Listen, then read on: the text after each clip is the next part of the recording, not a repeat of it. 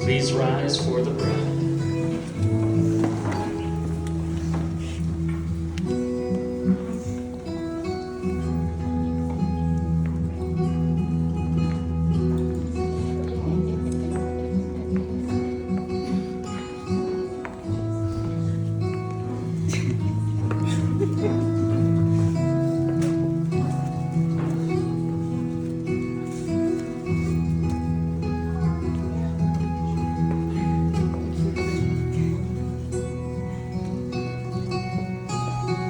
Please be seated.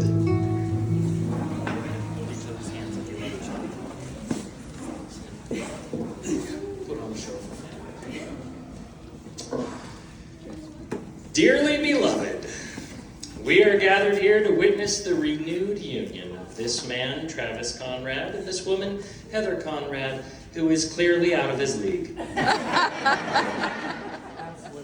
You were all thinking it. Today is a special day, and it's a special moment for both of you. In this moment, you reaffirm and further strengthen the commitment that you made many years ago to be there for one another, no matter what. Now, before I get to the I-dos, this is the part where I talk about love and stuff, most of which the two of you are going to totally forget. But this is my job. I got dressed up for it and came out into the middle of nowhere. So this is what we're going to do. The story of Heather and Travis begins many, many years ago in the romance capital of the world, Nevada. Heather was 13 years old at the time when Travis moved into her dad's neighborhood, and she thought, who is that cute boy with a t-shirt and cowboy boots? And in that same moment, Travis looked at her and thought, who's that pretty girl with the braces and the unibrow? In all honesty, they really did start crushing on each other from day one, but because Heather lives somewhere else and only visited for a few weeks at a time, a relationship just didn't seem practical. Also, they were very shy and cowardly. They had to just be happy with the awkward encounters every few months. This silent longing went on for several years until finally, when they were 18 years old, Travis decided that it was time to put on his big boy pants, pop in a breath mint, and take a shot. He asked Heather out on a date to a party with his friends. Heather was excited, and when they both arrived at the party, it became very clear to Heather that she had nothing in common with Travis's friends. That's because most of his friends were, how do I put this? Idiots. They're all a bunch of idiots. And present. Welcome. Now, keep in mind that Heather didn't have a whole lot of room to talk. Heather was a theater kid, so hanging out with a bunch of people who break into song in the middle of a Denny's isn't exactly the pinnacle of coolness either. Needless to say, it became clear that although she liked Travis, the party was a bust, and so was the date. After this disastrous evening together, the two of them went their separate ways. They grew up, started families of their own, and went about the business of living their lives. During this time, the two of them still kept in touch on social media and lightly kept tabs on what the other was doing. Fast forward some years later, when both of them found themselves single parents. They got to talking online, and the decision was made many, many years later to finally go on a second date. Now, in the video, it said that the date went bad. They did not elaborate. They wanted to keep that to themselves. I am under no such obligation. I will now recite to you in detail how bad this date went. Enjoy. Heather was pretty nervous because the last time Travis saw her, she was only 18 years old, so the pressure was on to look as thin and youthful as possible. Little did she know that later on in the date, this decision would prove to be disastrous. Travis and Heather were thrilled to see each other again, and for the day, they went out on the town to see the sights of San Diego. It was a pretty darn warm day outside, and Heather began to sweat. Now, remember when I said she tried to maximize her appearance? Well, before the date, she decided to put on a compression girdle known as Spanx. Now, Spanx are designed to just hide your fat, but they're so tight that on a hot day, Heather just felt like a baked potato wrapped in foil, trapping all of that heat with nowhere for it to escape. Furthermore, Heather is anemic. So after a while of trying to play it cool, she passed out right in the middle of a store. When the manager heard the thump of her body hit the floor, the manager assumed that she had just overdosed on drugs, apparently a very common occurrence in that store. When Heather regained consciousness, she was very embarrassed. Travis then drove her home. Heather said goodbye to Travis, then proceeded to run into the bathroom, where she began to take a cold shower and every few minutes get out of said cold shower to throw up. After jumping from the shower to the toilet over and over again, she dried herself off, wrapped a towel around herself, and walked into her living room. Much to her surprise, Travis was still there.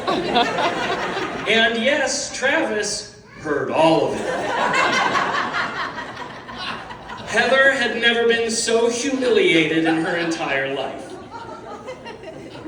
Until Heather's mother entered the room and saw her daughter wearing nothing but a towel and a smile, talking to her date that she found on the internet. Needless to say, Heather's mother came to a very incorrect conclusion about how well the date went. After they both assured her mom that her daughter was not a floozy, she said goodbye to Travis, and he left. As Heather was about to crawl into a hole and die of embarrassment, Travis gave her a call and said, "Hey, let's go on another date, this time indoors with air conditioning. Wear whatever you want." Heather agreed, and their third date was a success. As they sat in a restaurant, they were free to be themselves. They spoke about their lives, their interests, their kids, the road that has led them to where they were then, and what they've been doing since high school. It was obvious that the two of them were still a terrific match. The chemistry was undeniable, and since Heather didn't have heat stroke this time, she was able to see how well the two of them fit. They fit so perfectly that at the end of the night, standing on her front porch, they both shared their first kiss. It must have been one heck of a kiss, because a few months after that, Travis decided to propose. He took Heather back to the restaurant where they had their first romantic dinner. And when they got there, they quickly realized that the restaurant was gone, and in its place, a Vietnamese fish market. It smelled terrible. Oh well, Travis thought. He got down on one knee and asked Heather to spend the rest of her life with him. She said yes, and the toothless butcher hacked the head off a fish and said, "Congrats." Not long after, they ran to the courthouse where they were married. Over their time together, they've spent countless hours raising their children and trying their best to make things work long distance. The relationship has survived a lot of challenges and has even made it through a worldwide plague. What you see before you are the fruits of many years of laughter, forgiveness, trials, and tears. Their journey together has made them deliriously happy, so much so that here we are today to share this union with those they love and care about the most. Heather and Travis, the both of you have already lived through plenty of things. You both know what marriage is. You've seen it done right, you've seen it done wrong. You've seen it on TV and in movies, and I can tell you from experience that marriage is fantastic. It's super fun. I highly recommend it. But it's always important to keep in mind that you need to prioritize. To continue a successful marriage, it's important to remember that nothing in your life is to take priority over the comfort and the well-being of the person that you're holding hands with and trying your best not to cry with right now. Marriage is a relationship of give and take. That being said, it's important that you never take more than you give. Because marriage, if it's done right, that means that you are equals and you're partners. Nobody is in charge of the other one.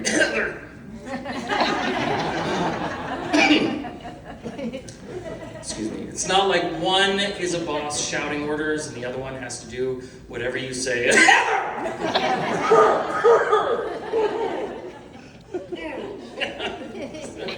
Flowers. No, you are both equals. You are equal providers of love and support for each other. Marriage is also about communication. When you feel something for the other person, it's important that you say it. When Travis looks particularly handsome, you should probably tell him that. When you're proud of Heather, you need to tell her that. If you see that Travis did something thoughtful and you appreciate him, you need to tell him that. If you've noticed that Heather has put on a few pounds, shut up. Keep that crap to yourself. It's none of your business. But for everything else, definitely say nice things to each other all the time. I wish that I could tell you that being married protects you from bad days, but you've already figured out that it doesn't. You have bad days, you have good days, you have times of joy, you have times of sadness. And the good news is, because you found one another, you don't have to face those things alone. Today, you reaffirm your decision to always be there for one another, no matter what. You don't always think alike. In fact, you rarely think the same way, but that's what makes each other so interesting.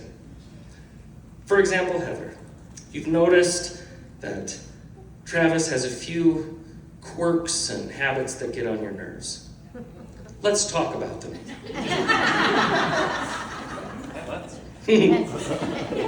You've noticed that over the years, Travis snores like a chainsaw driving a train stuck in a rock crusher. He watches TV shows about cars he will never, ever afford. He's constantly moving around and has a hard time sitting still. Yes, this is because he's antsy, but it's also because you've noticed that when he does sit down, it's only a matter of seconds before he's completely asleep. Similarly, Travis, you have noticed that Heather is a lovely, talented, beautiful woman who is good at lots and lots and lots of things. However, refilling the gas tank is not one of those things.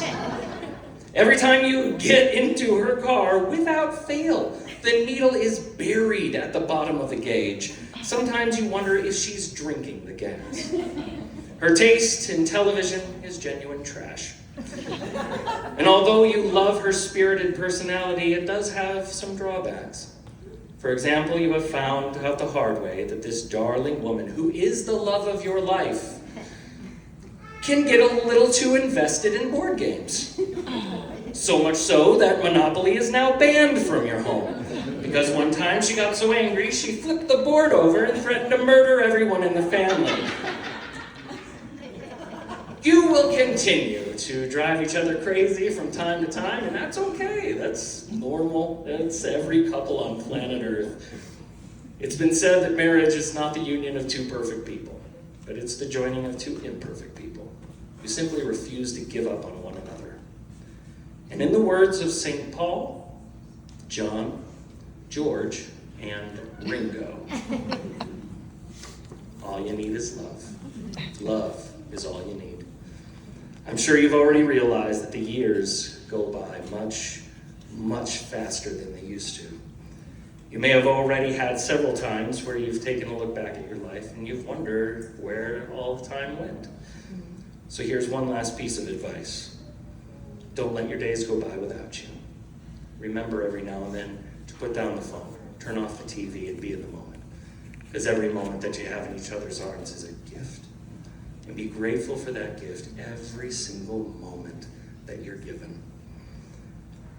The two of you finding one another is a beautiful thing. And when you realize you want to spend the rest of your life with someone, you want the rest of your life to start as soon as possible. So, that being said, I will now stop making fun of you. For a minute. And let's renew your vows. First, Heather, do you still take Travis to be your lawfully wedded husband? By making this commitment, you are further joining together in the lifelong bonds of marriage. Do you promise to honor him in love, for better, for worse, for richer, for poor, in sickness and in health, to comfort him in times of difficulty, to cleave unto him and none else, for as long as you both shall live?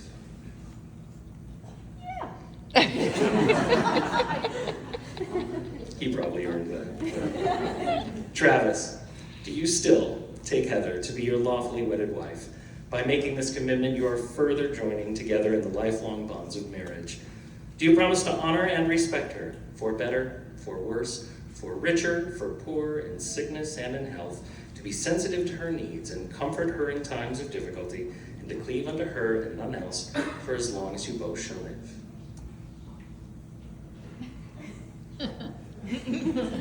I have to, yes. You can punish him later. Now, it's my understanding you both have things that you would like to say to one another, and you may do that now. Whoever goes first is up to you. Okay, it's pointed my way, so I'll do it.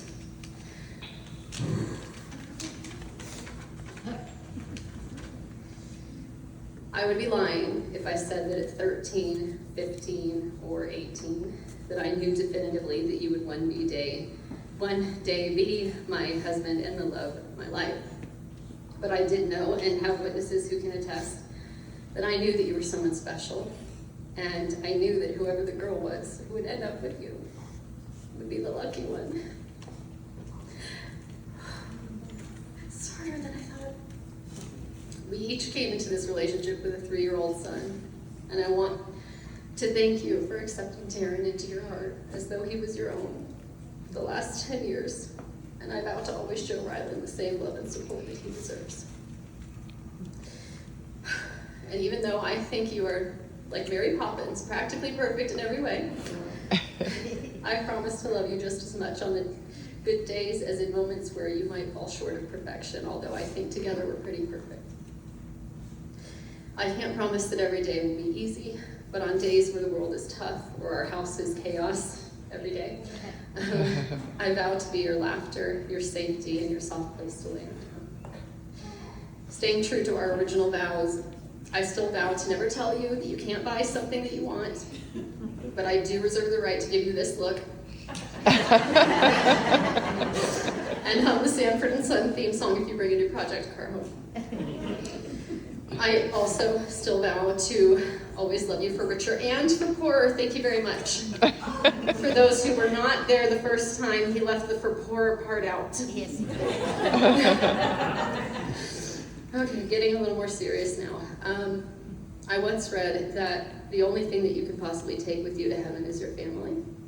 And I vow to do my best to ensure that we will all be there together. On that note, there's a song that's always resonated with me, which you would absolutely hate, by the way. It's an early 2000s emo song, and it's called I'll Follow You Into the Dark. I won't read the lyrics here, mainly because I don't want our guests to pull on hoodies and go cry under the tables. But when the song refers to following someone into the dark, what they're referring to is loving and trusting someone so much that you're willing to brave the unknown with them. And if I had to sum up the last 10 years of marriage, I would say that jumping hand in hand into the unknown is a pretty good representation of what we've done over and over again. We got married after dating for 4 months. And even though we each had a toddler at the time, we immediately decided to start growing our family, which who decided that was a good idea? That was We moved our family 2 states away during a pandemic and thought, hey, let's add to our family again. After that, we had to live apart for work, and in the last few years, we've had to fight some hard battles together, and ultimately had to cope with some hard losses. But we've made it through side by side, stronger every time. And there's no one I would rather navigate the unknown in the next 50 years with than you, because being your wife and the mothers of all of your children has been the greatest blessing of my life. So the last thing I vow to you is to always support you in every sense of the word, no matter what the future holds, and always be willing to follow you into the dark. That's way better than mine.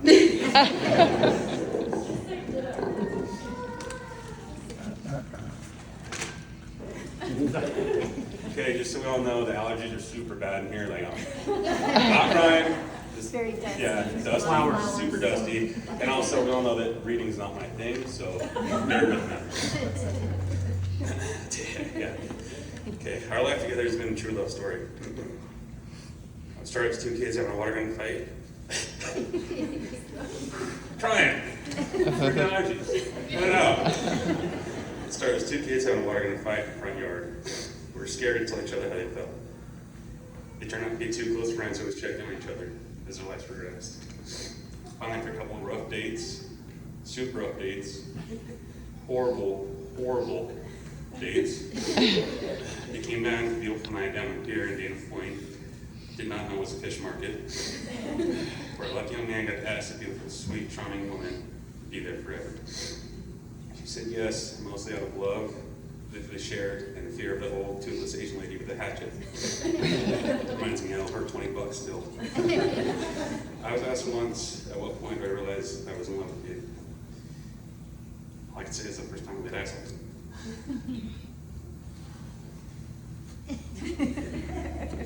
There you go.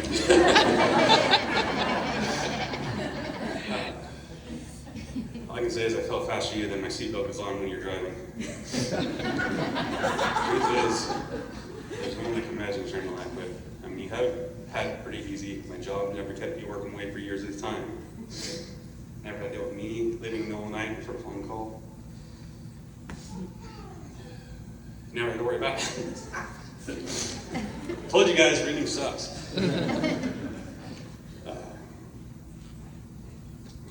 Come down to it, basically I'm a peach and you're lucky to have me.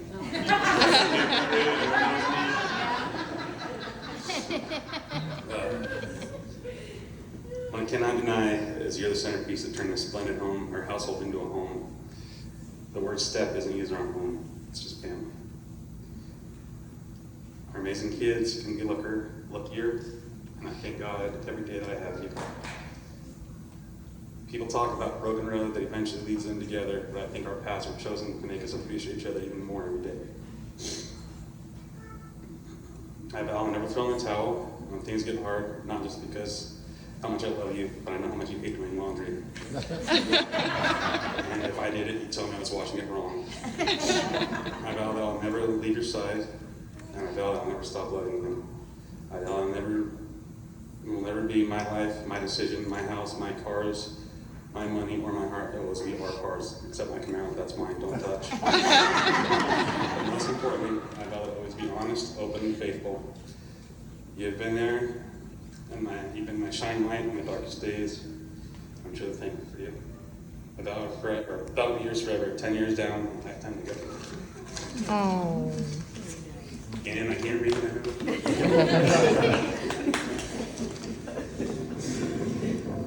I want to kiss him too.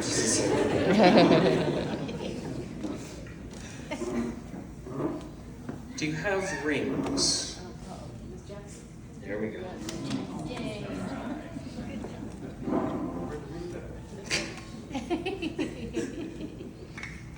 I'll go ahead and hold the box.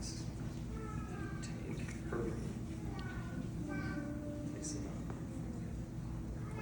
There you go.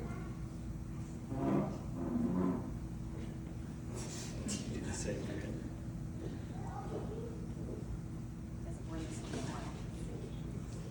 It's time for a reason, son. There we go.